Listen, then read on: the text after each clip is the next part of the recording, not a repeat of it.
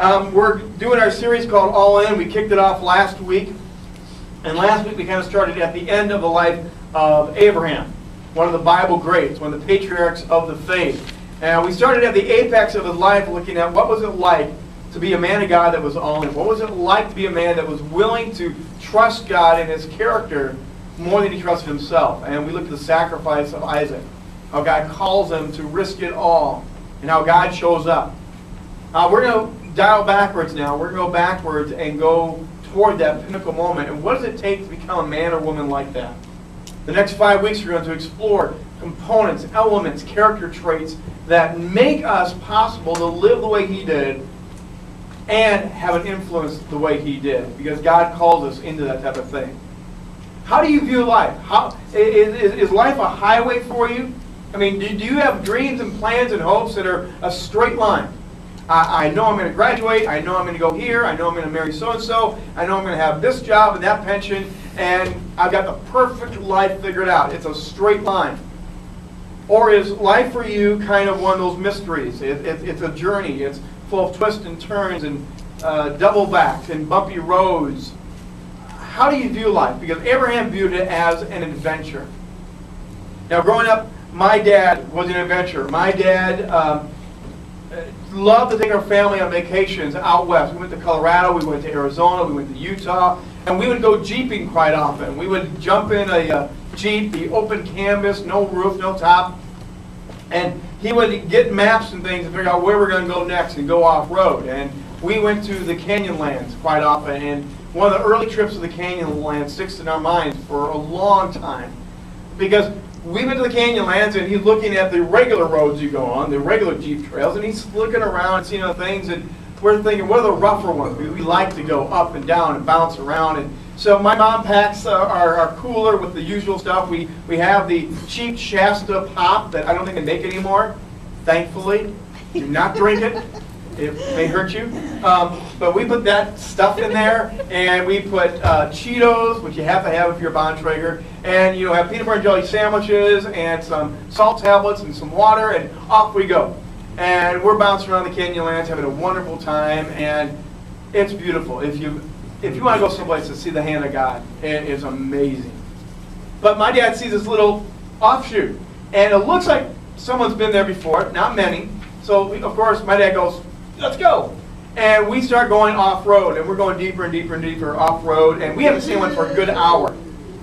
We come to this edge of this area, and we see what looks like stair steps made out of stone, basically. So my dad pauses for a while, looks around. There's no way to get around it, but we see it looks pretty cool. We can do this. So Dad slaps into the four-wheel drive, and up we start to go. And just as we're beginning to hit that first stair step, there's this puddle of water there. And we've gone through water. That's no big deal. And about halfway in, the Jeep starts to sink, just as the front tires are touching. So we're at this little funky little angle, and Dad says, everyone out. So we jump out and everything else, and we try to push the Jeep out. We try to pull it out. We tried everything we can, and it's not going to budge. We are stuck in the middle of the Canyonlands. And we try, and finally my dad realizes, okay, we got to start walking out here. It's the middle of the day. I'm probably 12 years old. My 15-year-old brother, my younger brother is about 10. My mom slaps as many sandwiches and water bottles together as we can. We take our stupid little hats. I had a Gilligan hat at that time. So we're drenching our shirts and everything, and we're trying to get as cool as we can, and we start going on this long hike back out of there, leaving our Jeep behind. We hadn't seen him for an hour. We love that story. Our family remembers how amazing it was to live that adventure. It was not what we planned. It was not what we expected. But it's a story that we will always remember as we hid under rocks to get in the cool of the shade. As we sang stupid songs and looked at creation and saw little lizards walk across. It was a great, great adventurous day. Now, is that how you view life? Or do you want the straight highway, the easy road, where you know the directions and know how it's going to go? Following Jesus is this way. There's long, hot days with Jesus. There are times when the uphill climb feels like I cannot do this anymore. It is dangerous, it's exciting, And looking back, it is always worth the adventure. And we're going to look at Abraham. Because that's how he viewed life. That's how he jumped in with his adventure with God. We're going to go back to the book of Genesis on page 10 in those yellow Bibles we have here. And we're going to look at the end of chapter 11. We're going to kind of set the stage here a little bit and look at how Abraham jumps in with God. And this is like the beginning point for this man. So many of you might be here today thinking, where do I start? How do I move into a relationship with God? What is this thing he calls us into? Let's see. Turn to verse 31 of chapter 11. One day Terah took his son Abram, his daughter-in-law Sarai, his son Abram's wife, and his grandson Lot, his son Haran's child, and moved away from Ur of Chaldean. He was headed for the land of Canaan, but they stopped at Haran and settled there. Terah lived for 205 years and died while still in Haran. Now starting in chapter 12.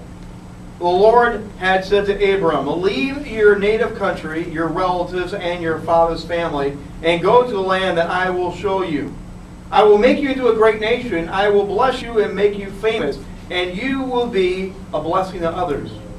I will bless those who bless you and curse those that treat you with contempt. All the families on earth will be blessed through you. So Abram departed as the Lord had instructed, and Lot with him. Abram was 75 years old when he left Haran.